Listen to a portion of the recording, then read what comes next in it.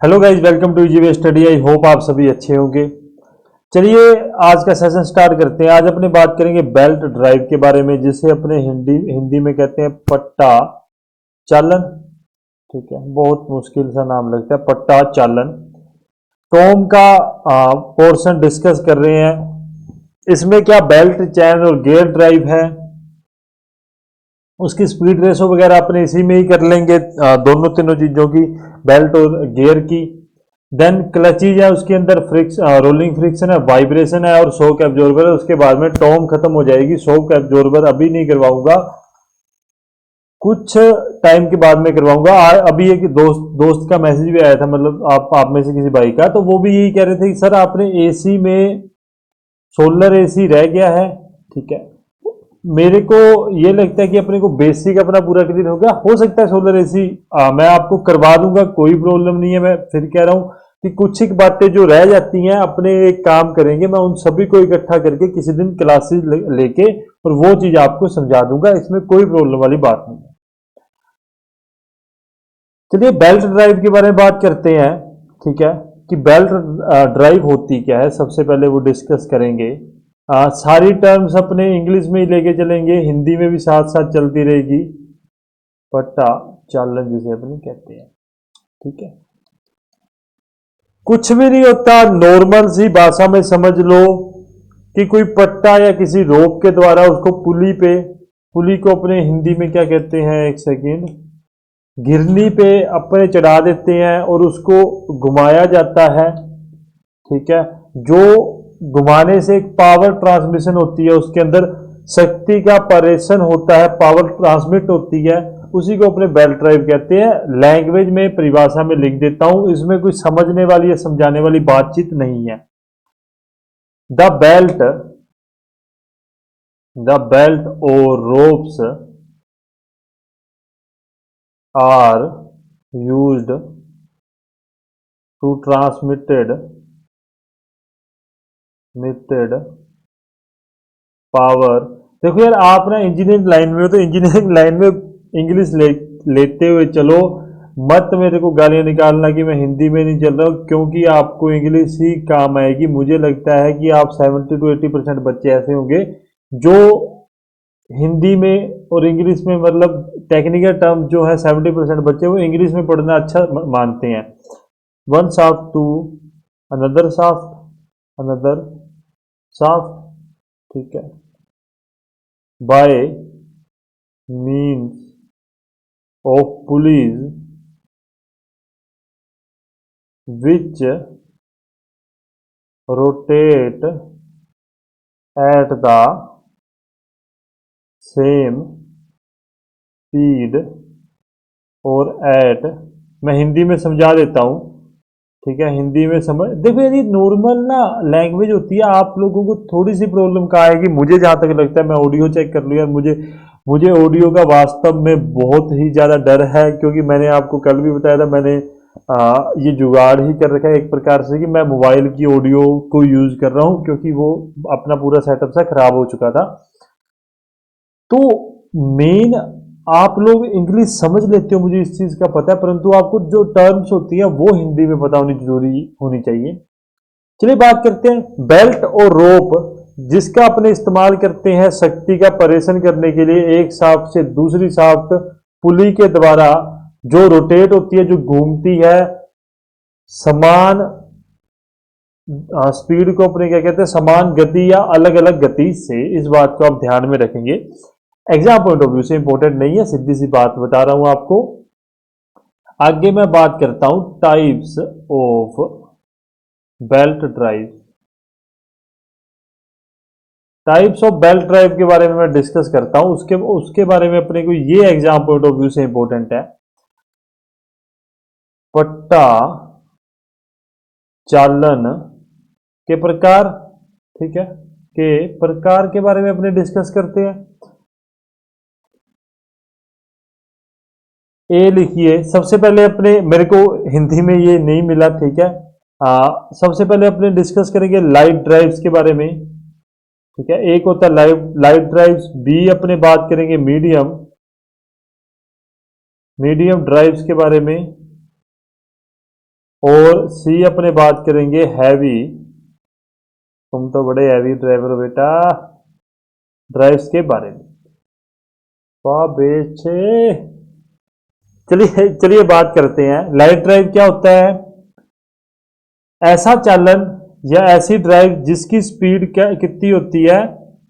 10 metre प्रति second तक गति होती है। ठीक है, याद रख लेना, एग्जाम पॉइंट ऑफ व्यू से सीधा सीधा पूछा जाता है कि लाइट ड्राइव या अपने उसको क्या कह सकते हैं हिंदी में, जैसे मीडियम ड्राइव को तो मध्य चालन कह सकते हैं, मीडियम ड्राइव को तो मध्य चालन कह सकते हैं। लाइट और हैवी को आप थोड़ा सा रिसर्च कर लेना, मुझे इस चीज के बारे में नहीं मिला। जिस जिस बेल्ट ड्राइव की गति 100 मीटर प्रति सेकंड, सॉरी 10 मीटर प्रति सेकंड से कम होती है या उस 10 मीटर प्रति सेकंड तक होती है, उसको अपने क्या कहते हैं? Light drive. अगली बात करूं मीडियम की, तो 10 मीटर प्रति सेकंड से 22 मीटर प्रति सेकंड तक। ठीक है, लैंग्वेज में कुछ मर्जी लिख लेना। लाइट ड्राइव वह ड्राइव है जिसमें वह चालन है जिसमें पट्टे की जो गति होती है वो 10 मीटर प्रति सेकंड तक होती है। ठीक है, जो भी आप लैंग्वेज लिखना चाहो आप लिख लेना, मैं आपको आसान भाषा में जिससे देख के आपको समझ आ सके वो मैं करवा रहा हूं। हैवी ड्राइव्स के बारे में मैं डिस्कस करूं तो अबव 22 मीटर प्रति सेकंड से, हाँ प्रति सेकंड से ऊपर आप इसको लिख सकते हो। ठीक है, नॉर्मल सी बात है। 10 मीटर प्रति सेकंड तक, मीटर प्रति सेकंड तो मीटर प्रति सेकंड ही होता है, 10 मीटर प्रति सेकंड तक लाइट ड्राइव, 10 से 22 तक मीडियम, और 22 से ऊपर क्या हो जाएगी? अपने हैवी ड्राइव अपने यूज करने लग जाएंगे। इतनी बात आपको समझ आ गई होगी। आगे चलता हूं, आगे मैं बात करता हूं टाइप्स ऑफ बेल्ट के बारे में, टाइप्स ऑफ बेल्ट के बारे में, बेल्ट्स के बारे में। अपने पीछे क्या बात की है? टाइप्स ऑफ बेल्ट ड्राइव्स के बारे में, पट्टा चालन के प्रकार के बारे में, और यहां मैं बात करूंगा टाइप्स ऑफ बेल्ट के बारे में कि कौन कौन से प्रकार के होते हैं पट्टों के प्रकार। क्योंकि मुझे अब ना, अभी आपका फ्राइडे हो जाएगा, मैं 3 दिन अभी टेक्निकली पढ़ूंगा सिर्फ, और उसके साथ साथ मैं एप्लीकेशन पे काम करूंगा कि मुझे अब एप्लीकेशन चलती करनी है कि उसको मतलब जल्दी जल्दी मुझे, अभी मैंने 1 मंथ हो चुका है यार, 1 मंथ में कुछ भी नहीं, 1 मंथ तो नहीं हुआ वैसे, 15-20 दिन हो गए हैं एप्लीकेशन आई को, मैंने कुछ भी नहीं किया। तो थोड़ा सा यार एप्लीकेशन को भी देखना जरूरी है कि क्या कुछ उन्होंने मेरे को फैसिलिटी दी है, क्योंकि उनका फोन भी आया था कि सर आपको कोई प्रॉब्लम है। मैंने अभी एप्लीकेशन चलाई नहीं है, मुझे पता ही नहीं है कैसे क्या करना है, मैं अच्छे से लिख लूंगा एक पेज पे, फिर उनको परेशान करूंगा। चलिए बात करता हूं सबसे पहले फ्लैट बेल्ट, फ्लैट बेल्ट के बारे में। अपने किसके बारे में बात करें? पट्टों के प्रकार के बारे में। फ्लैट बेल्ट को क्या कहते हैं? चपटा पट्टा कहते हैं। ठीक है, देख लो इसका स्ट्रक्चर कैसा होता है, वो चीज आप देख लो। वैसे आप सभी को पता होगा यार, आप इतने इंटेलिजेंट हो, पर इसके यूजेस कहाँ कहाँ है अपने उसके बारे में डिस्कस करेंगे। ये होता है इसका क्रॉस सेक्शन एरिया, ये होता है फ्लैट बेल्ट। ठीक है, इसे कहते हैं अपने फ्लैट बेल्ट। जो नॉर्मल अपने पट्टा, आप कभी आटे की चक्की पे जाते हो तो यहां जाते हो अपने को मिल जाता है। अब मैं बात करूं इसके यूजेस के बारे में, तो यह क्या करता है? एक तो बात करूं पावर ट्रांसमिशन की, ठीक है, हाँ शक्ति प्रेषण की बात करता हूं। दूसरी मैं बात करता हूं डिस्टेंस के बारे में। किसके बारे में? डिस्टेंस और दूरी के बारे में। ये 2 टर्म्स पे अपने बात करेंगे।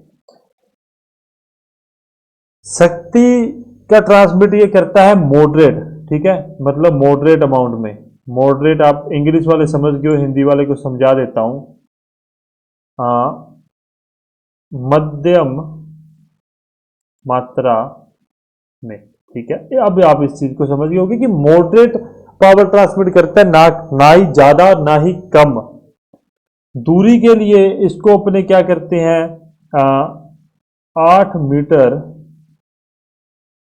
से कम दूरी के लिए अपने इसको यूज करते हैं। 8 मीटर से ज्यादा दूरी के लिए अपने इस चीज को यूज नहीं करते। आगे बताता हूं कि 8 मीटर से ज्यादा दूरी के लिए किस चीज मतलब कौन से बेल्ट को, कौन से पट्टे को इस्तेमाल किया जाता है। इतनी बात आप समझ गए होंगे कि फ्लैट बेल्ट आप सभी को पता होगा किस लिए यूज होती है। ये examiner exam point of view से जितनी भी बातें करता हूं, एक बात ध्यान रखना, मैं आपको जितना भी कुछ पढ़ाता हूं ना, डेफिनेशन वगैरह बड़ी बड़ी डेफिनेशन को छोड़ के बाकी आपके एग्जाम पॉइंट ऑफ व्यू से सारी की सारी इंपॉर्टेंट होती है। इस बात को ध्यान में रख लेना। माइक चल रहा है ना, मुझे माइक की सबसे बड़ी टेंशन है, मुझे और कोई टेंशन नहीं है। एक दो दिन मुझे हैप्चुअल होने में लगेंगे। आगे मैं बात करता हूं वी बेल्ट के बारे में। इसको वी पट्टा ही कहते हैं, इस बात को ध्यान में रख लेना। ठीक है, वी बेल्ट को होता कैसा है मैं उस बारे में बात करता हूं। तो ये कुछ इस प्रकार से होता है। रुक जाओ, आराम से बनाएंगे यार फिगर। आपको कोई टेंशन नहीं है। जो बच्चे कह रहे थे कि सर ये रह गया वो रह गया, मतलब आपने ऑटोमोबाइल चालू करो, यार वो मेरी टेंशन है। मेरा रिस्पॉन्सिबिलिटी है कि मैं आपको जल्दी से जल्दी पावर शक्ति, ठीक है, और एक अपने दूरी डिस्टेंस, मेरी जिम्मेदारी है, मेरी रेस्पॉन्सिबिलिटी है कि मैं आपको, चाहे आपका ऐसे कह दें कि 1 मंथ बाद एग्जाम है, मैं तब भी मेरे को कोई प्रॉब्लम नहीं, मैं 3-4 घंटे तक आपकी क्लासेस लेके आपको सिलेबस पूरा करवाऊंगा। वो मेरी रेस्पॉन्सिबिलिटी है, पर आप पढ़ो। देखो मेरा पहले प्लान था मैं आधे घंटे की क्लास डालूं, क्योंकि 1 घंटे में आपका दिमाग भी कहीं ना कहीं हैंग हो जाता है कि यार 1 घंटा लगातार पढ़ना, आप स्किप करने लग जाते हो, ये सब करने लग जाते हो। अभी मैं सोच रहा हूँ, प्लान चल रहा है कि मैं आधे आधे घंटे की दो क्लासें डेली अपलोड कर दिया करूँ, ताकि आपके दिमाग में बर्डन ना रहे कि आधे घंटे की क्लास होगी, आप रेस्ट कर लो, उसके बाद में दूसरी क्लास चालू कर सको। वो भी प्लान चल रहा है, उसके बारे में सोचूंगा। मॉडरेट, सेम मॉडरेट अमाउंट, मध्यम मात्रा में, दूरी, तो इसको यूज करते हैं अपने कम दूरी के लिए। कम दूरी के लिए, बहुत ज्यादा कम दूरी के लिए इसको वी बेल्ट को यूज किया जाता है। इसको ज्यादा 8 मीटर वगैरह से कम तो अपने फ्लैट बेल्ट, इसको ऐसे समझ लो 2 या 3 मीटर की दूरी मैक्सिमम है, वैसे तो 1 या 2 मीटर की दूरी तक अपने इसको इस्तेमाल करते हैं। इतनी बात आप समझ गए हो। तीसरी बेल्ट की बात करता हूं मैं, सर्कुलर सर्कुलर बेल्ट, या अपने उसको कहते हैं रोप के बारे में। ठीक है, हिंदी में लिख लेना, रस्सी के बारे में अपने बात करते हैं। कुछ भी नहीं है यार, ये बात तो आप बड़े आसानी से समझ जाओगे। रस्सी तो अपने सभी लोगों ने देखी ही हुई है, ये होती है रस्सी। ठीक है, ये इसको क्या कहेंगे, अपने रोप कह देंगे। इसका यूज कहाँ कहाँ है मैं उसके बारे में डिस्कस करूंगा, जो अपने एग्जाम पॉइंट ऑफ व्यू से इंपॉर्टेंट बात है। पावर के बारे में, ठीक है, और दूरी के बारे में, पावर और दूरी दोनों के बारे में डिस्कस करता हूं। कहाँ यूज होती है ये, ग्रेट अमाउंट के लिए, ग्रेट अमाउंट के लिए, अधिक मात्रा के लिए, किस लिए, पावर संचरित करने के लिए, पारेषण के लिए। याद रख लेना, ये मत सोचना कि पावर जनरेट करते, जनरेट नहीं करते, ये पावर ट्रांसमिट करता है, संचरित करता है। दूरी के लिए तो 8 मीटर से ज्यादा दूरी के लिए भी अपने इसको यूज करते हैं। इतनी बात समझ लेना। फ्लैट बेल्ट किसके लिए, चपटा पट्टा किसके लिए यूज होता है, मॉडरेट अमाउंट के लिए और 8 मीटर से कम के लिए। वी बेल्ट होता है मॉडरेट अमाउंट के लिए, पावर जो शक्ति पारेषण के लिए, जो मॉडरेट शक्ति पारेषण के लिए, मध्यम मात्रा में शक्ति पारेषण के लिए, तथा बहुत कम दूरी पर पावर ट्रांसमिट करने के लिए। तीसरा, रस्सी की बात करते हैं। रस्सी का यूज होता है अधिक मात्रा में पावर प्रेषण करने के लिए, पावर ट्रांसमिट करने के लिए, और 8 मीटर से ज्यादा दूरी पर पावर को ट्रांसमिट करने के लिए इसका इस्तेमाल किया जाता है। इस बात को आप समझ जाना। ठीक है, अब आपके एग्जाम पॉइंट ऑफ व्यू से जो जो बातें करवा रहा हूं उस चीज को ध्यान से करते रहना।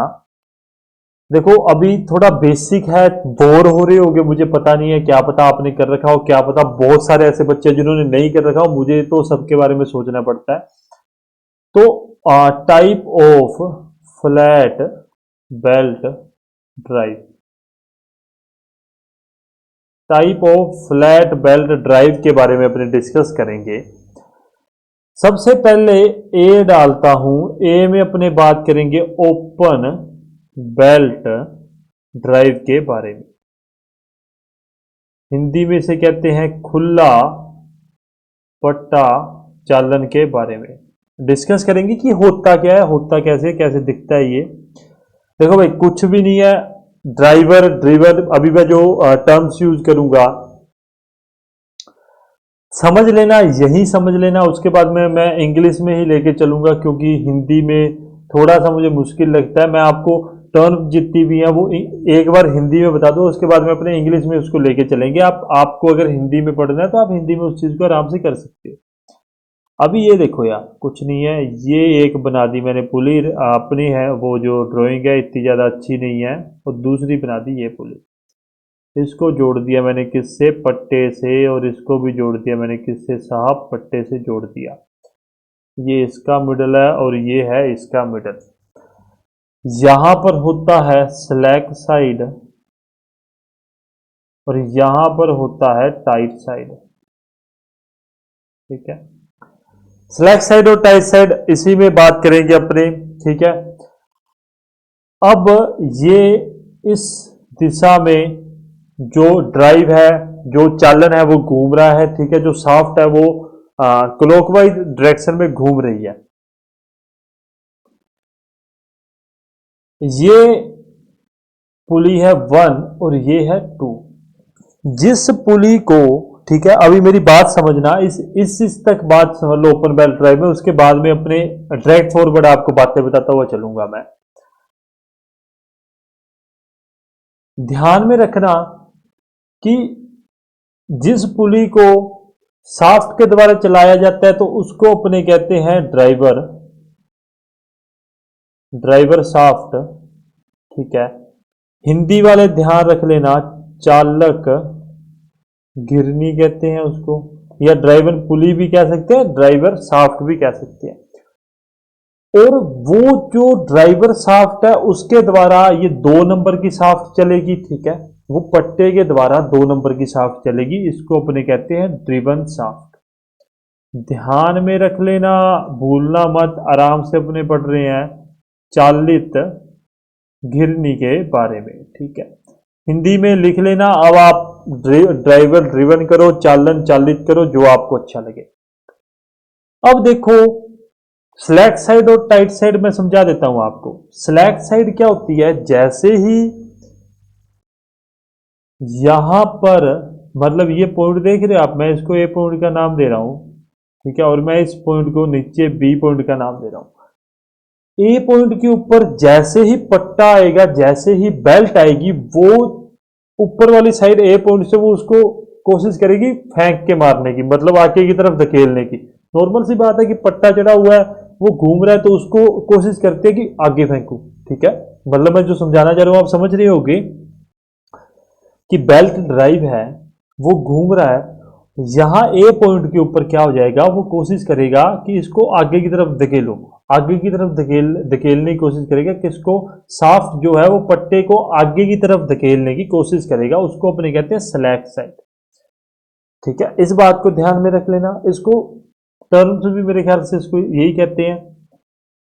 अब मैं बात करूं टाइट साइड की, यहां बी पॉइंट पे आ जाओ, जो नीचे मैंने बी पॉइंट लगा रखा है, इसमें समझ लेना आगे अपने कुछ नहीं है, जल्दी जल्दी क्रॉस वाला कंपाउंड बेल्ट ड्राइव को पढ़ लेंगे, open belt drive with ideal pulley वगैरह ये पढ़ लेंगे, फटाफट कर देंगे वो सब कुछ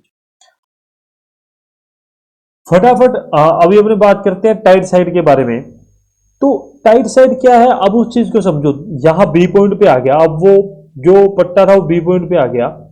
ठीक है, अब ये बी पॉइंट पे ना समझ के ना, इस चीज को इधर से समझो, ये पॉइंट ले लो बी। ठीक है, अभी क्या है, क्योंकि इसमें ज्यादा शक्ति उत्पन्न हो रही है, तो ये जो बी पॉइंट है यहां पर, ये मत लेना, ये बी पॉइंट कोशिश करेगा इस बेल्ट को खींचने की कि मैं जल्दी जल्दी इसको खींचूं।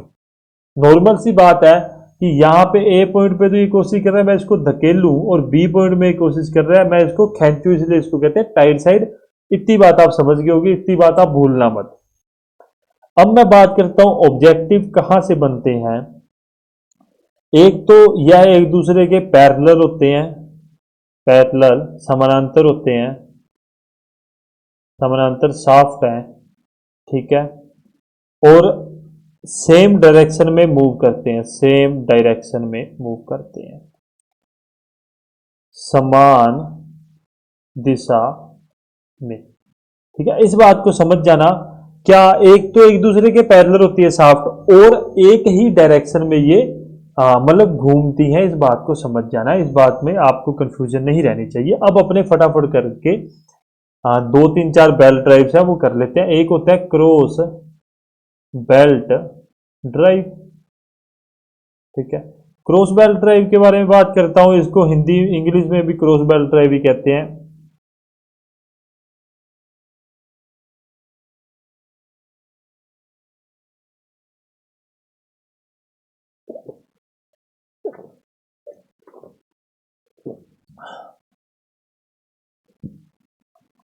ड्राइवर पुली है ये मैं मान, ये है ड्रिवन पुली, ठीक है। इस ये अगर क्लॉकवाइज में घूमेगी तो ये जो होगी एंटी क्लॉकवाइज में घूमेगी। यही चीज अपने लिखनी है। सबसे पहले क्या, पैरेलल शाफ्ट, पैरेलल शाफ्ट समानांतर होता है, ठीक है। सेकंड अपने क्या, अपोजिट डायरेक्शन, डायरेक्शन, ठीक है। क्या, तो विपरीत दिशा में घूमती है, मतलब जो दोनों शाफ्ट्स हैं वो क्या है, एक दूसरे के विपरीत दिशा में घूमेगी। इस बात को ध्यान में रख लेना, एग्जामिनर यहीं से आपसे प्रश्न पूछता है। एक बेल्ट ड्राइव आता है क्वार्टर टर्न बेल्ट ड्राइव। हाँ, हिंदी में मुझे नहीं मिला। क्वार्टर को अर्ध दीर्घकार, पता नहीं ऐसा अर्ध दीर्घकार पट्टा चालन आप इसको कह सकते हो। होता क्या है, होता कुछ भी नहीं है। मैं आपको फिगर से समझा देता हूं, उसके बाद में आप इस चीज को समझ जाओगे। इसमें जो याद रखने वाली बात है वो भी मैं आपको बता दूंगा। होता कुछ भी नहीं है, बस हुआ ही है इस चीज का भी। क्या है साहब, ये लो, एक पट्टा मैंने यहाँ लगा दिया और उसको क्या कर दिया यहाँ से, ये एक नंबर है, ये क्या है, ड्राइवर है, और ये क्या है, ड्रिवन शाफ्ट है, ठीक है। यहाँ पे मैं क्या लगा देता हूँ, एक गाइडेड पुली लगा देता हूँ, मैं एक पुली लगा देता हूँ। इसको क्या कहते हैं, गाइडेड पुली ना, गाइडेड पुली लगा देता हूँ। इसके बारे में कुछ भी याद करने वाली बात नहीं है, सिर्फ इतनी बात याद रखना, एग्जामिनर क्या पूछ सकता है, राइट एंगल बेल्ट ड्राइव कौन सी होती है। राइट एंगल बेल्ट ड्राइव, हाँ, राइट एंगल को अपनी क्या कहते हैं, 90 डिग्री वाला एंगल, ठीक है। जो ऐसे खड़ा होता है ना, ये 90 डिग्री। इसको आप हिंदी में, अब मैंने आपको समझा दिया, हिंदी में आप लिख लेना। डी की बात करूं, belt drive with idler pulley, इसमें भी कुछ नहीं है। ये मैंने एक शाफ्ट बना दी, ये मैं क्या करता हूँ, दूसरी शाफ्ट बना देता हूँ, इसको यहाँ पे बेल्ट से, और यहाँ पे मैं क्या करूँगा, ऐसे जोड़ दूँ, और यहाँ पे मैं एक गाइडेड पुली, मतलब इसको अपने क्या कह सकते हैं, आदर्श, आइडियल पुली, आदर्श घिरनी कहते हैं, ठीक है। और क्या कहते हैं, आइडलर पुली कह देते हैं, ठीक है। ये जो शाफ्ट है ये ड्रिवन होगा, सॉरी ड्राइवर होगा, और ये क्या होगा, ड्रिवन होगा। इस बात को समझ लेना। इसका यूज कब होता है उसका, उसके बारे में ध्यान रखना। ज्यादा वेलोसिटी रेशो प्राप्त होती है, याद रखना। वेलोसिटी रेशो मतलब वेग अनुपात, ठीक है, इस बात को ध्यान में रखेंगे। चलिए आगे चलते हैं, आगे मैं बात करता हूँ फटाफट इस चीज को खत्म करके फिर थोड़ा इंटरेस्टेड मैटर पे आते हैं। मैं एक बार फिर से चेक कर लूँ कि मेरा माइक चल रहा है नहीं चल रहा है। बिल्कुल चल रहा है, मुझे इस बात का बहुत खुशी है, भगवान मेरा माइक चलता ही रहे। कंपाउंड, क्योंकि मैं बार बार चेक करने का रीजन है क्योंकि मोबाइल भी कई बार क्या होता है, ऐसे सॉफ्टवेयर जो अपना ज्यादा यूज में आ रहे हैं, जो बैटरी ड्रेनेज ज्यादा कर रहे हैं, तो उसको ऑटोमेटिक बंद कर देता है। मैं इसलिए चेक करता रहता हूँ। चलिए बात करता हूँ कंपाउंड बेल्ट ड्राइव के बारे में, ठीक है। संयुक्त पट्टा चालन के बारे में, इसको थोड़ा सा समझ लेना, ठीक है। इसमें वैसे समझने वाली इतनी लंबी चौड़ी बात नहीं है, पर आपको फिर भी समझना होगा। इसमें क्या हो सकता है, इसमें एक शाफ्ट पर दो से ज्यादा, जिस शाफ्ट पर दो से ज्यादा पुली लगी है उसको अपनी क्या कहेंगे, कंपाउंड बेल्ट ड्राइव कहेंगे। इस बात को ध्यान में रख लेना। अभी मैं बना लेता हूं इसका फिगर। एक इधर बना दिया, एक इधर बना दिया, इसको मैं इतना की कर दूंगा, फिर इसको मैं इतना की कर दूंगा, इसको मैं इससे चला देता हूँ। थोड़ा सा फिगर यार मेरा गलत बनता है, और मतलब ये पट्टा सही नहीं बन रहा, तो बुरा मत मानना ना। दो तीन, देखो, एक फर्स्ट, ये होगी सेकंड पुली, ये होगी थर्ड पुली, और ये हो गया फोर्थ घिरनी, मतलब फोर्थ पुली। अब बात समझना, बात क्या समझना, ये कौन सी शाफ्ट है, आप कहोगे सर ये ड्राइवर है, ये चालक है, ठीक है, ये क्या है, चालक है। और दो नंबर की बात करूं तो दो नंबर अपने लिए क्या है, ड्रिवन शाफ्ट है। बिल्कुल आप कहोगे सर ड्रिवन है, चालित शाफ्ट है ये। इतनी बात समझ गए। परंतु मैं यदि तीन नंबर की बात करता हूं तो तीन नंबर जो शाफ्ट होगी वो क्या होगी, वो ड्राइवर होगी, ठीक है, वो चालक होगी, याद रख लेना।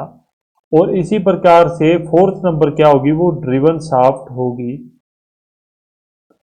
चालित शाफ्ट मतलब चालित पुली या गिरनी, जो भी आप कहना चाहो, यार आपकी मर्जी, आपके शब्द है, जैसा आप उसको बोलना चाहो, होगी। क्योंकि हाँ, अगर एक नंबर के रेस्पेक्ट में देखा जाए तब तो दो और तीन दोनों ही ड्रिवन है, परंतु कंपाउंड बेल्ट के नजरिए से एक और जो तीन नंबर है वो क्या है, वो ड्राइवर है, और दो और चार नंबर क्या है, ड्रिवन शाफ्ट है। इस बात को ध्यान में रखना। अब आते हैं अपने मजेदार टॉपिक के ऊपर, जिसमें कुछ समझाने वाली बातें भी हो आपको। वैसे अच्छा है यार, ये टॉपिक भी बुरा नहीं है।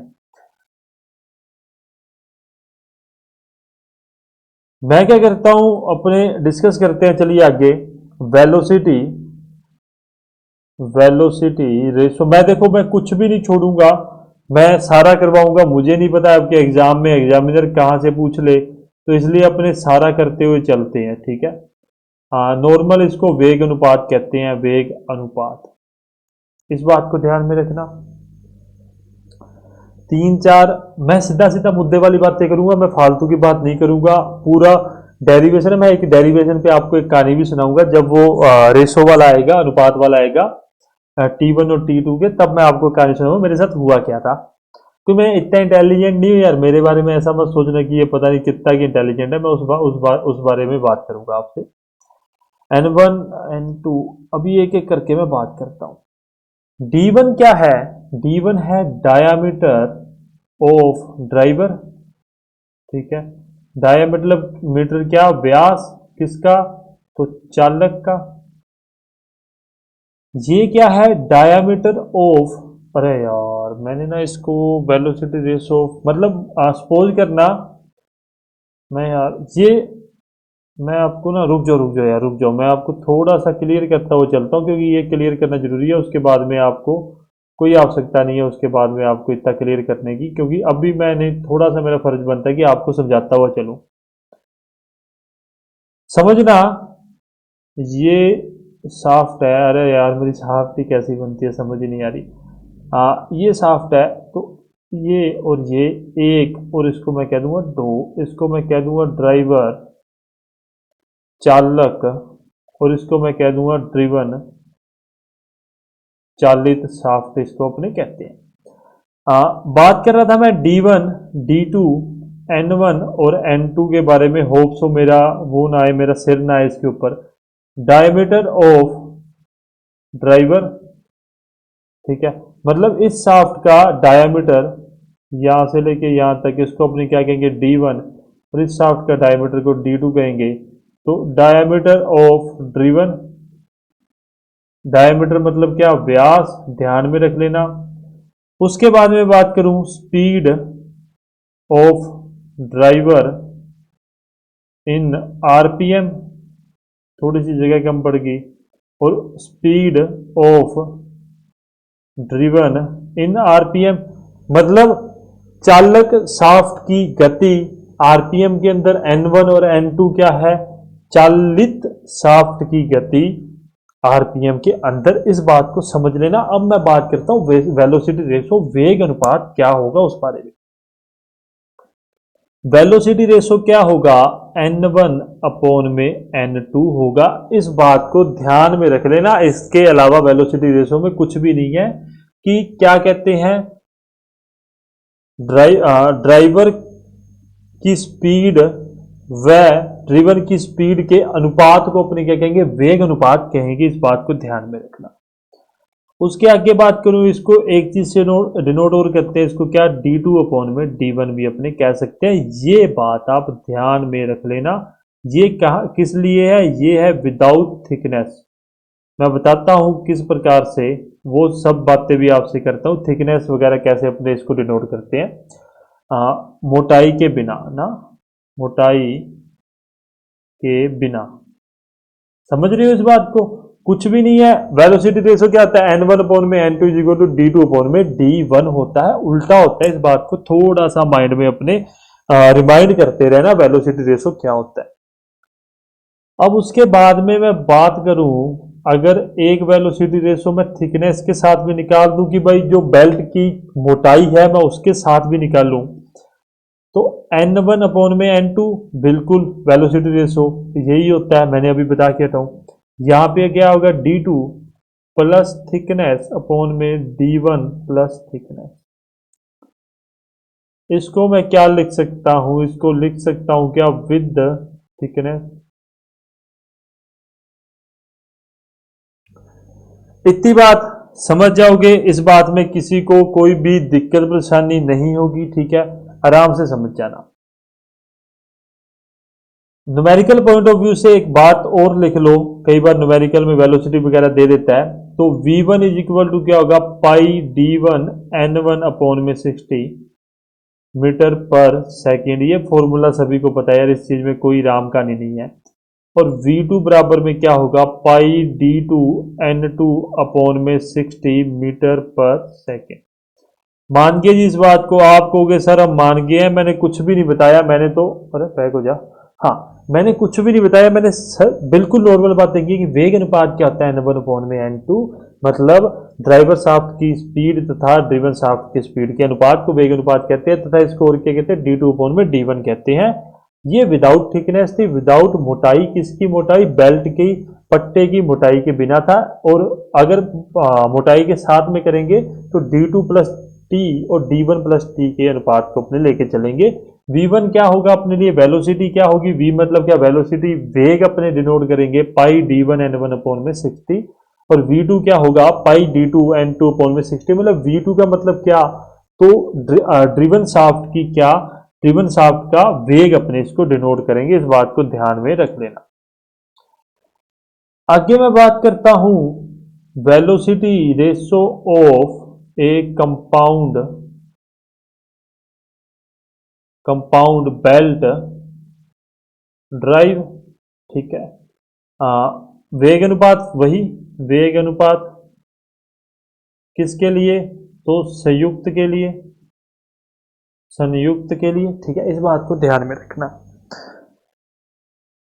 बड़ा मुद्दे मुद्दे वाली बातें बताता हूं, जो एग्जाम पॉइंट ऑफ व्यू से आपसे एग्जामिनर सीधा पूछता है, फालतू की बात नहीं बताऊंगा। मैं नहीं कोई डायग्राम डुइग्राम नहीं बनाएंगे, इसको सीधा सीधा सीधा फटाफट समझ लेंगे।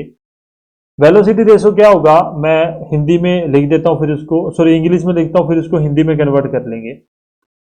स्पीड ऑफ लास्ट ड्रिवन मैं आपको यार समझाता हूँ, रुको रुको रुको, नहीं ये आपके भी ताबे नहीं आएगा, रुक जाओ यार, रुक जाओ रुक जाओ। समझा देता हूँ, समझा देता हूँ, मुझे कोई प्रॉब्लम नहीं है यार समझाने में, मुझे ये था मैं जल्दी जल्दी करवा दूँ, परंतु मैं समझा देता हूँ। देखो, एक, दो, ये तीन और ये चार। नॉर्मल संयुक्त साफ्ट है, मतलब इससे कम तो संयुक्त अपने बना ही नहीं सकते, ठीक है, मैंने मिनिमम वो लेके चला हूँ। एक, दो, तीन और चार, इस बात को समझते रहना, ठीक है। ड्राइवर ड्रिवन मैं पीछे समझा चुका हूँ, चालक चालित क्या होते हैं मैं समझा चुका हूँ। अब समझना वेलोसिटी रेशो होती क्या है। वेलोसिटी रेशो होती है speed of last driven driven upon में स्पीड ऑफ फर्स्ट ड्राइवर। ध्यान में रख लेना, मैं बार बार मतलब आपको इसको नंबर नंबर वैल्यू में भी लिखा दूंगा कि n2 n1 क्या होता है, परंतु जो यूनिवर्सल जो चीज आपको याद रखनी है वो ये रखनी है, क्योंकि आपसे एग्जामिनर कितने भी उसके बारे में पूछ सकता है कि कितना इसमें मतलब सॉफ्ट, मतलब इसमें पुलिस कितने भी हो सकते हैं, उसके लिए आपको यूनिवर्सल चीज याद रखनी है। Is equal to product of diameter, मैं हिंदी में बताता हूं आपको, ऑफ ड्रिवन, डीवीएन मतलब ड्रिवन अपने लेके चलेंगे, ठीक है, सॉरी ड्राइवर डीवीआर लेके चलेंगे, और प्रोडक्ट ऑफ डायामीटर ऑफ डीवीएन मतलब ड्रिवन के बारे में डिस्कस करूंगा। अब देखो मैं हिंदी में बात करता हूं, हिंदी में भी लिख दो आप नीचे, यहां पे लिखो, चाल हिंदी में क्या कहते हैं यार, मैं इतना कंफ्यूज क्यों। चालक के व्यास का गुणनफल बटा में चालित के व्यास का गुणनफल, ठीक है, मल्टीप्लिकेशन को यही कहते हैं शायद। अच्छा, आप कहोगे सर अभी मैंने वैसे पीछे भी समझाया, मैं फिर भी समझाता हूँ, एक मिनट, इसको क्या कहेंगे, आ, अंतिम चालित की गति। अंतिम चालित मतलब क्या हुआ, मैं वो भी समझा देता हूं, तथा प्रथम चालक की गति के बारे में अपने यहाँ पे बात करेंगे, ठीक है, इस बात को आप समझ जाओगे, इस बात में कोई प्रॉब्लम नहीं है। अब मैं बात करता हूं अंतिम ड्रिवन कौन सा होता है। देखो मैंने आपको कहा था ये तो है ड्राइवर, ये जो शाफ्ट है 2 नंबर ये हो जाएगी ड्रिवन, ये शाफ्ट फिर अपने लिए बन जाएगी ड्राइवर, और ये शाफ्ट बन जाएगी ड्रिवन, ठीक है। 4 नंबर, ये 3 नंबर शाफ्ट है, ये 2 नंबर शाफ्ट है, और ये 1 नंबर शाफ्ट है। बातों को समझना है, समझना जरूरी है। अगर आप, आवाज आ रही है क्या, बहुत प्रॉब्लम है ना।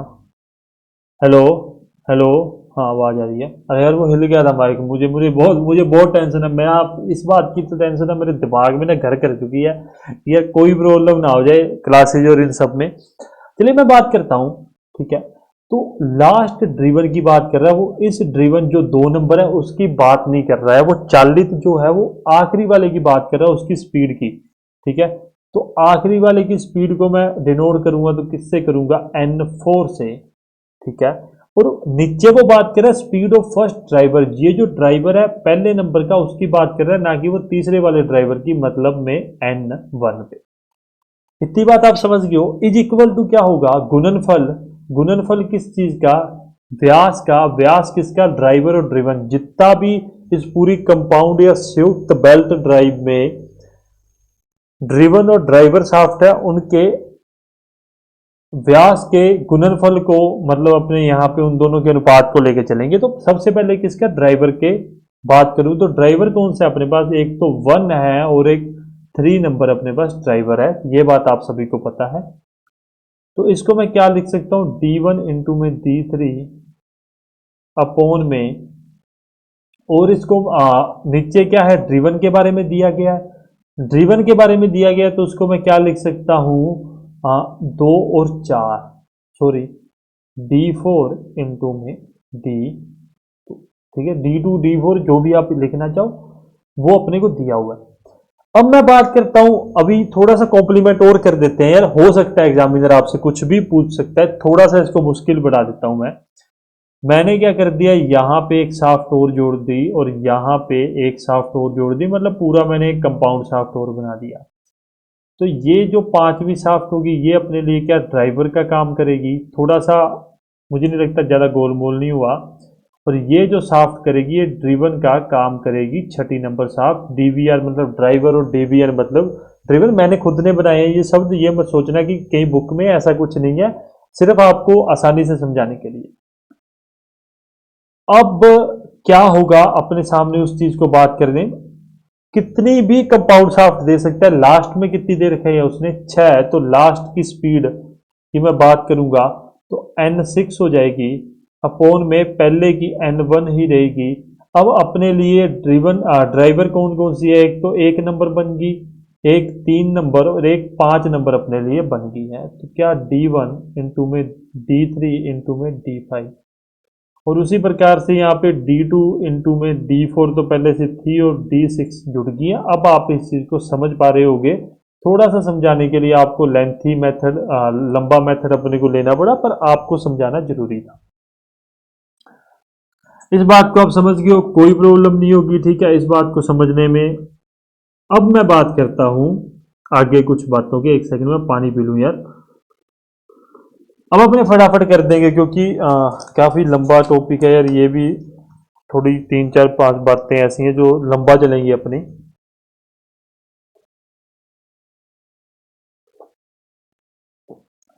ड्रिवन और ड्राइवर के बारे में आप समझ गए हो, कंपाउंड शाफ्ट के बारे में समझ गए हो, वो इंपॉर्टेंट है। यदि एग्जामिनर आपको मुश्किल पेपर देगा तब आपको कंपाउंड शाफ्ट देखने के लिए मिल जाएगी। अब मैं आगे बात करता हूं slip of belt. Slip of belt के बारे में सब कुछ पढ़ेंगे यार, कि कैसे उसकी फिसलन के बारे में, समझाने की जरूरत नहीं है फिसलन क्या होता है, ठीक है। जब पीछे चलता हूं, रुक जाओ, ये शाफ्ट है ना, अब क्या है कि ये शाफ्ट घूमती घूमती कई बार मतलब एक फिसल जाती है ऊपर से, वो मतलब ग्रिप नहीं रह पाता ना। आप इस बात को समझ रहे हो, स्लिप ऑफ बेल्ट को क्या कहते हैं कि वो ग्रिप ना रहते हुए जैसे ये घुमा रही है, ठीक है, अगर मेरा पेन दिख रहा है आपको तो ये घुमा रही है, परंतु एक मौका ऐसे कि ये घुमाएगी नहीं और बेल्ट खुद ही शाफ्ट के ऊपर घूम जाएगी, मतलब इस शाफ्ट के ऊपर बेल्ट घूमेगी परंतु शाफ्ट नहीं घूमेगी, इसको कहते हैं स्लिप ऑफ बेल्ट कहते हैं, फिसलन कहते हैं। फिसलन ये मत सोचना उतर के बाहर आ जाती है, ऐसा नहीं है कि मतलब उसको घूमते घूमते कई बार खुद ही बेल्ट घूम जाती है, ठीक है, बिना घुमाए, तो उसको कहते हैं स्लिप ऑफ बेल्ट। रीजन इसके पीछे मैं बता देता हूँ, कई बार जो अपने पट्टा यूज करते हैं, जो बेल्ट यूज करते हैं, वो घस जाती है, इस कारण से होता है। परंतु जो अपने करने लायक की बातें हैं, जो अपने टेक्निकल टर्म्स है जहां से एग्जाम में पूछा जाता है, उसके बारे में मैं लिख देता हूं आपको, ठीक है, याद ही करना पड़ेगा, इसका कोई मतलब वो नहीं है अपने पास। Slip between the driver and belt, ठीक है, ठीक है। क्या लिख सकते हो इसको, चालक व पट्टे के मध्य फिसलन, हिंदी में समझ आ गया, चालक व पट्टे के मध्य फिसलन, फिसलन। उसके बाद में दूसरा जो चीज आती है S2, मतलब परसेंट में लेते हैं अपने इसको, slip between the driven and belt, ठीक है, ओहो, बेल्ट मतलब ड्रिवन और मच्छर मरा ही नहीं यार, पता नहीं कहाँ गया। हाँ, slip between the driven and the belt, ठीक है, चालित व पट्टे के मध्य फिसलन। और एक टर्म आती है टोटल स्लिप के बारे में, कि टोटल स्लिप कितनी होगी, S% इज इक्वल टू क्या होगा, S1% प्लस S2%। इस बात को ध्यान में रख लेना, ये थोड़ा सा इंपॉर्टेंट टर्म्स आती हैं अपने लिए, अब मैं बात करता हूँ मतलब जो अपने से पूछा जाता है वेलोसिटी रेशो की कंडीशन में स्लिप ऑफ बेल्ट के बारे में। क्या होता है N2 अपॉन में N1 is equal to D1 upon में D2 इंटू में वन माइनस एस अपॉन में 100 होता है। इस बात को ध्यान में रख लेना, रटने वाली बात है, समझने समझाने वाली कुछ भी नहीं है इसके अंदर। यदि मैं थिकनेस की बात करूं N2 अपॉन में N1 is equal to D1 upon में D2 प्लस टी अपॉन में इंटू में 1 माइनस एस अपॉन में 100, क्योंकि परसेंट है तो उसको अपॉन में 100 उतार देते हैं। एस को अपने S1 और S2 कहते हैं, इस बात को ध्यान में रख लें। ये टोटल स्लिप है, ऐसा नहीं है कि मतलब इसको अलग S1 या S2 नहीं है, टोटल स्लिप जो अपने ने S निकाली है वही है। दोनों बातें याद रख लेना। ये हो गया मोटाई के साथ, मोटाई और थिकनेस के साथ, है ना। कोई प्रॉब्लम नहीं है, रटना पड़ेगा, कोई दिक्कत परेशानी वाली बात नहीं। समझाने वाली चीज मैंने समझा दी है कि स्लिप ऑफ बेल्ट होता क्या है, परंतु इसको आपको रटना ही पड़ेगा। अब आगे मैं टर्म यूज करता हूं creep of belt, creep of belt के बारे में, ठीक है। सर्कन कहते हैं इसको, जो टर्म है क्रीप को अपने क्या कहते हैं, सर्कन कहते हैं।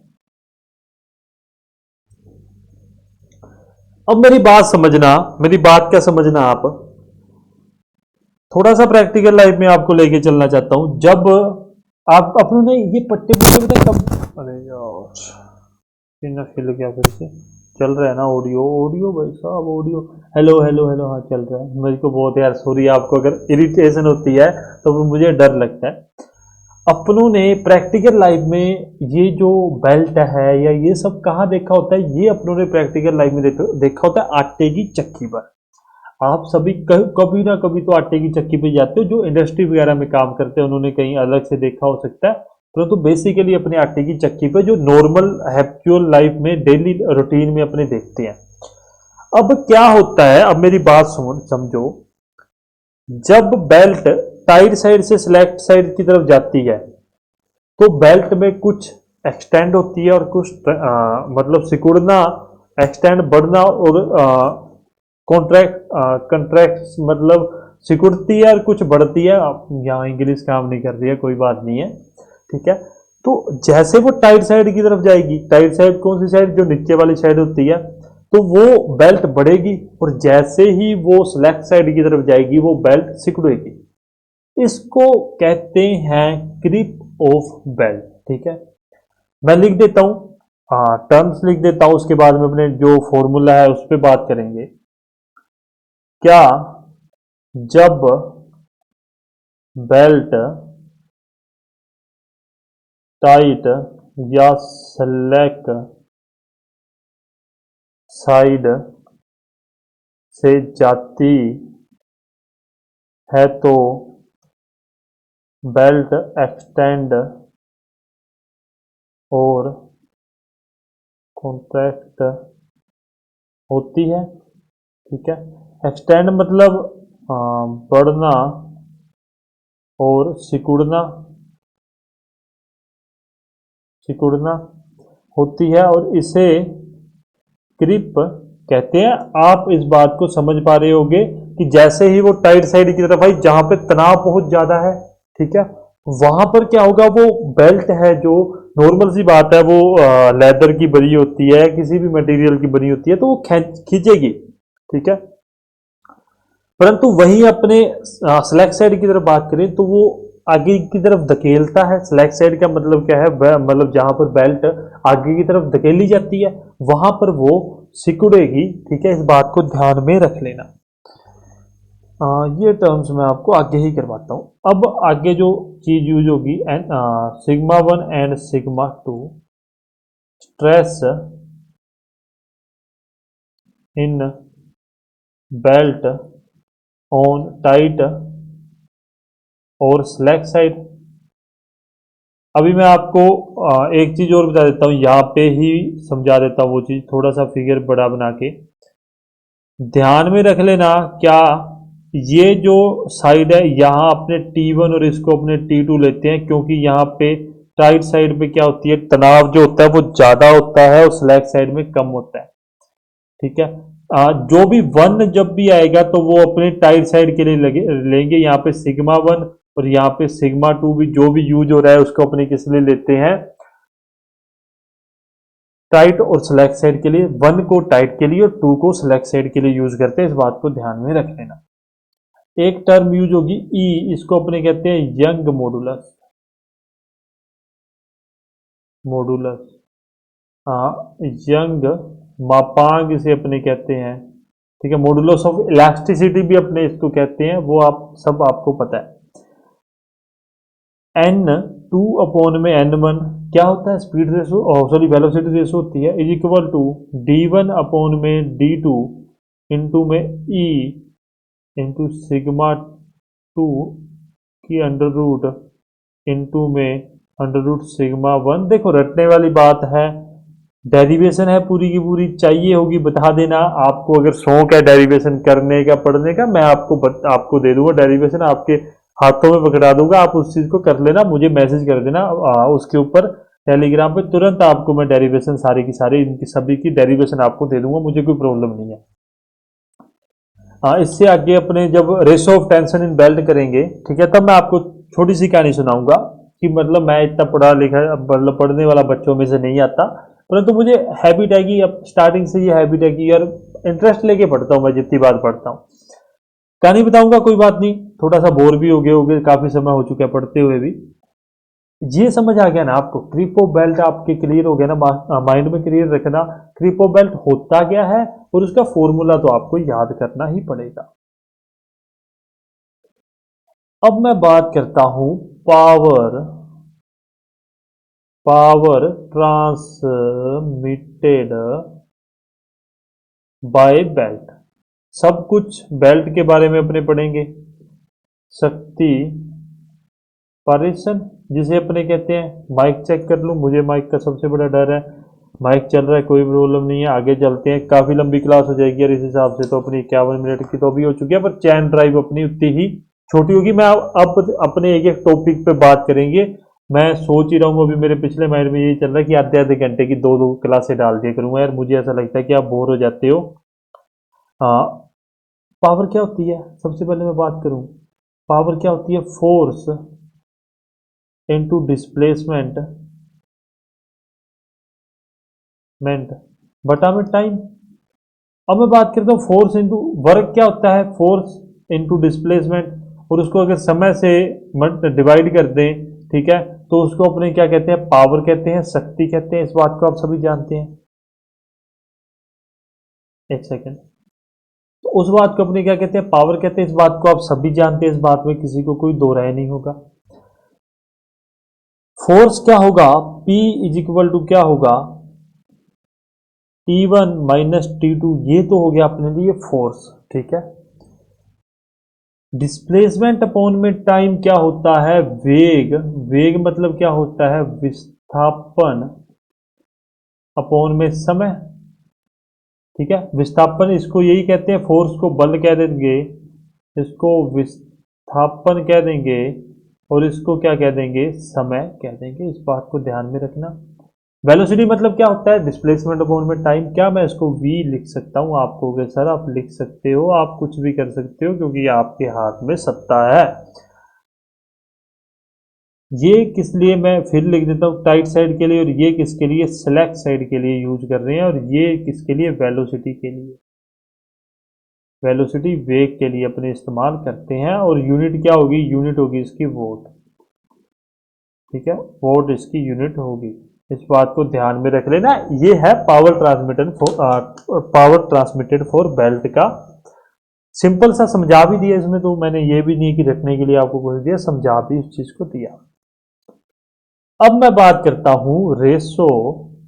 अब मैं आपको थोड़ी सी कहानी सुनाऊंगा, फिर अपने आगे चलेंगे, सुन लेना, अगर बोर हो रहे हो तो। इन बेल्ट ड्राइव, तनावों का अनुपात इसको अपने कहते हैं, ठीक है। क्या होता है ये, उसके बारे में बात करूं, T1 अपॉन में T2 इज इक्वल टू ई की पावर म्यू थीटा, इस बात को इस फॉर्मूला को रट लेना मोस्ट इंपॉर्टेंट है। मैं कहता हूँ पूछेगा, मेरे को फील आ रहा है कि ये फॉर्मूला आपसे पूछा ही जाएगा एग्जाम में पक्का। अब मैं बात करता हूँ इसकी कहानी के बारे में कि मेरे साथ हुआ क्या। फर्स्ट ईयर में, सॉरी सेकेंड ईयर में बैक लगी, ठीक है, टॉम में, और एक एफएम में बैक लगी थी जिसमें मुझे उम्मीद नहीं थी। एफएम में मैंने इतना अच्छा पेपर करके आया था, सालों ने फिर भी back they the.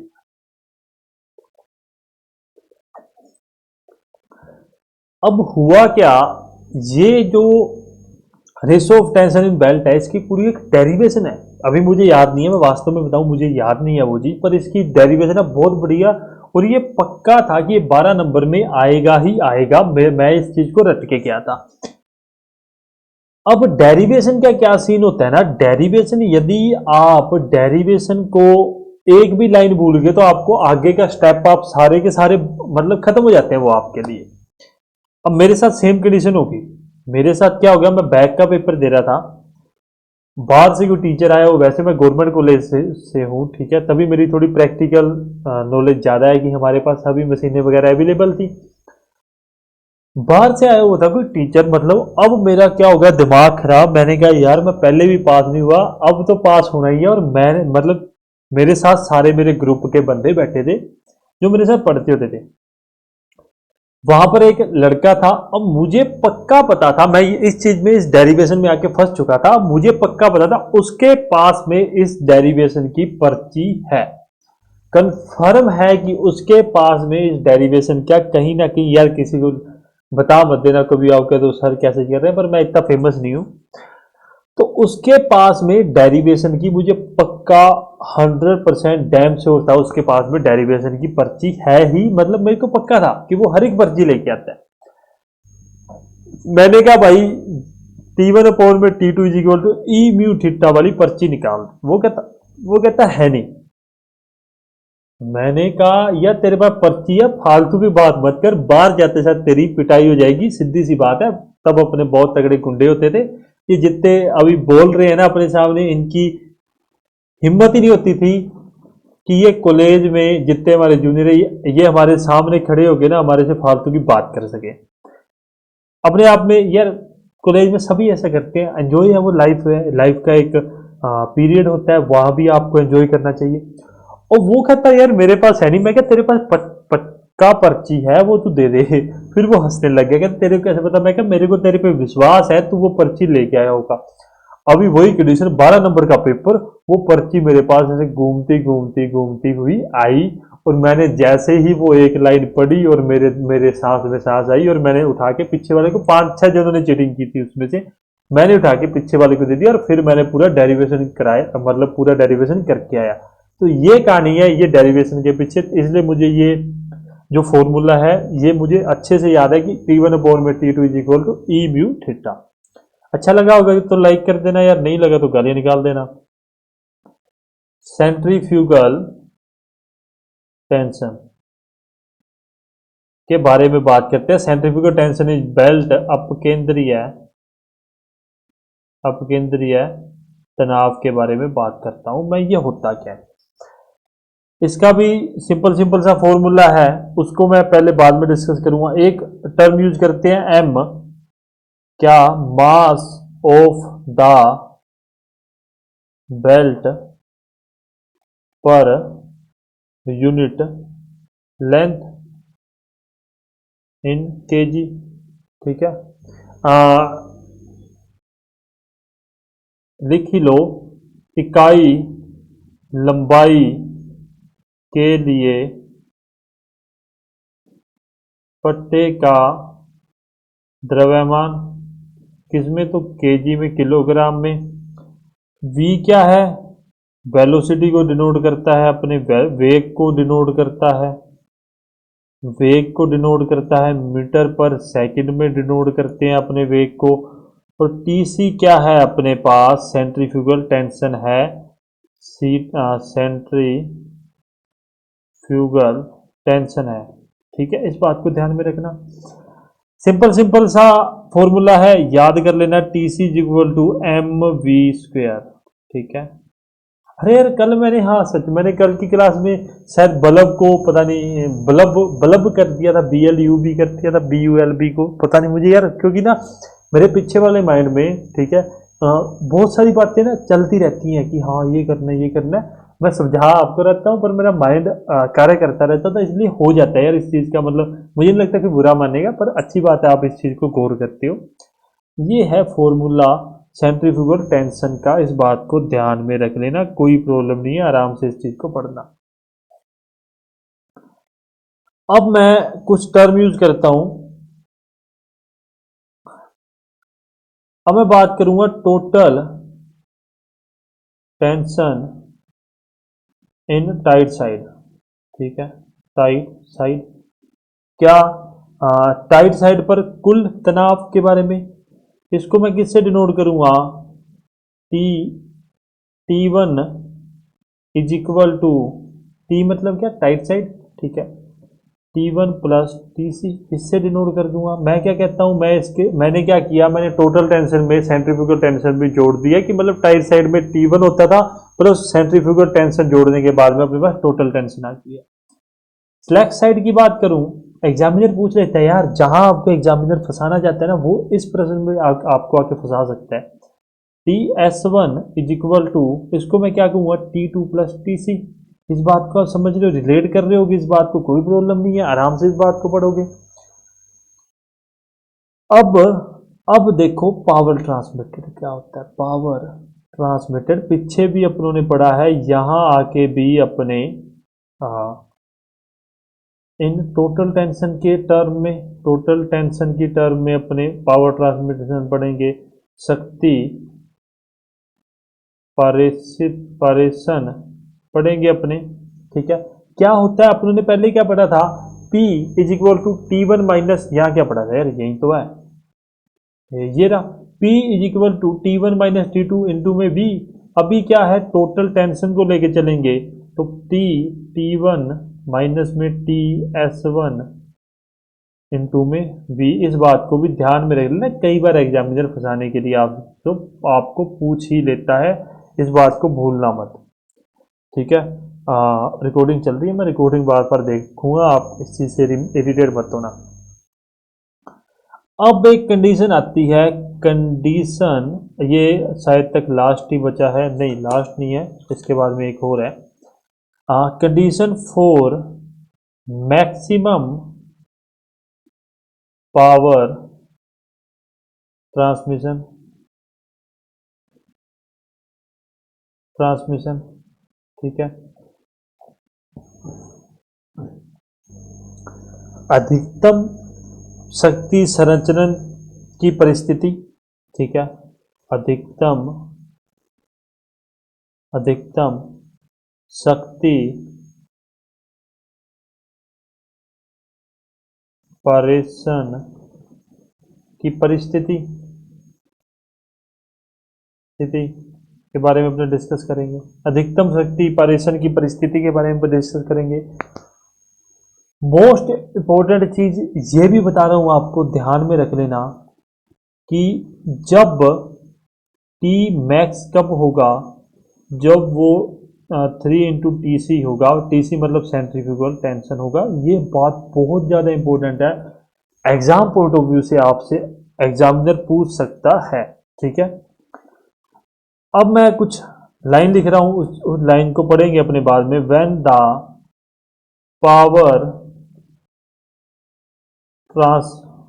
transmitted is maximum, is max, 1/3 of the maximum tension, ठीक है, is absorbed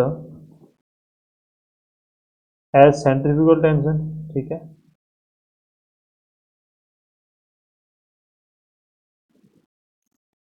TC is equal to T3 मैं लिख सकता हूं, इस चीज को भी समझ लेना, क्या कह रहा है ये, कि जब पावर ट्रांसमिशन शक्ति परेषण अधिकतम होता है, तब 1/3 अधिकतम तनाव जो है वो एब्जॉर्ब कर लिया जाता है, अपने में समाहित कर लेता है, कौन, सेंट्रीफ्यूगल टेंशन, इस अपकेंद्रीय तनाव अपने में रख लेता है, इस बात को भी ध्यान में रख लेना। एक टर्म मैं और यूज कर लेता हूँ, मेरे पास पेज काफी है, ठीक है। एक टर्म मैं और यूज कर लेता हूँ, नहीं यार मैं यही लिखता हूँ उस चीज को, क्योंकि आपको समझ आना जरूरी है। मैं क्या करता हूँ, मैं वी सॉरी इसको यहां देखो, T C is equal to मैंने क्या लिखा था, एम वी स्क्वेयर, क्या मैंने लिखा था, और मैं क्या V square is equal to मैं लिख सकता हूँ क्या, टी सी अपॉन में एम लिख सकता हूँ, आपको कि सर लिख सकते हो, तो v इज इक्वल टू मैं लिख सकता हूँ t अपॉन में 3m।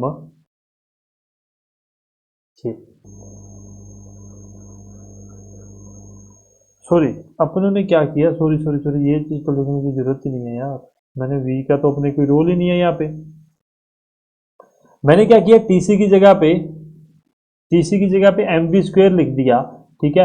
एम क्या होगा, नीचे चला जाएगा, एम क्या है, एम नीचे आ जाएगा, और वी स्क्वेयर का अंडर रूट आ जाएगा, तो वी भी आप याद रखोगे। इस टर्म को क्या कहेंगे, उस टर्म को याद रखना, मैक्सिमम पावर वेलोसिटी, या मैक्सिमम वेलोसिटी, अधिकतम शक्ति वेग, अधिकतम शक्ति वेग कहेंगे हम इसको। इस बात को भी ध्यान में रख लेना, कोई दिक्कत वाली बात नहीं। अब रहेगी लास्ट बात, initial tension in the belt, अपने उस चीज को मतलब लास्ट बात अपने करते हैं, उसके बाद में अपना ये सेशन ये टॉपिक अपने खत्म कर देंगे। क्या बात करेंगे, इनिशियल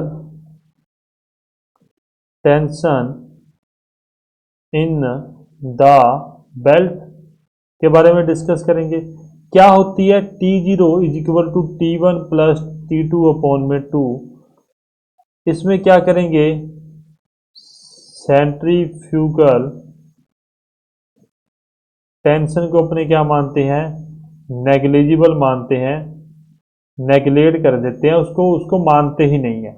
क्या अपकेंद्रीय तनाव को अपने नेग्लिजिबल मानते हैं, परंतु अगर अपने अपकेंद्रीय मान को अपकेंद्रीय तनाव को माने तो T1 प्लस T2 अपॉन में 2 TC अपॉन में 2। ये बात आप ध्यान में रख लेना, बड़े प्यारी प्यारी बातें बताई हैं आपको विद द CT मतलब सेंट्रीफ्यूगल टेंशन, बड़ा ही प्यारी प्यारी सी बातें आपको पढ़ाई हैं, ठीक है। मैंने पूरे पूरे पेज यार किए हैं आज, अच्छी बात है।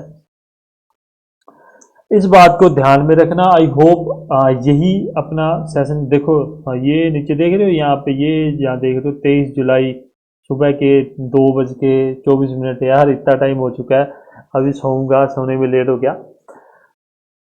इतनी बात आपको समझ आ गई है, बेल्ट ड्राइव में जो पूछा जाता है, देखो मैं आपको एक बात बड़ा ना क्लियर कर देना चाहता हूं, बेल्ट ड्राइव के ऊपर एक पूरी पूरी किताब मिल जाएगी अपने को, इस चीज का हुआ मत बनाया करो कि सर आपने क्या करवाया उसमें तो इतना सारा कुछ दे रखा है, ऐसा नहीं होता यार। एग्जाम पॉइंट ऑफ व्यू से आप कंपटीशन एग्जाम की तैयारी कर रहे हो, आपने कोई वहां पे कोई रॉकेट साइंस नहीं पढ़नी है, तो इसलिए उतना ही इनफ है जितना मैं पढ़ा रहा हूँ आपको।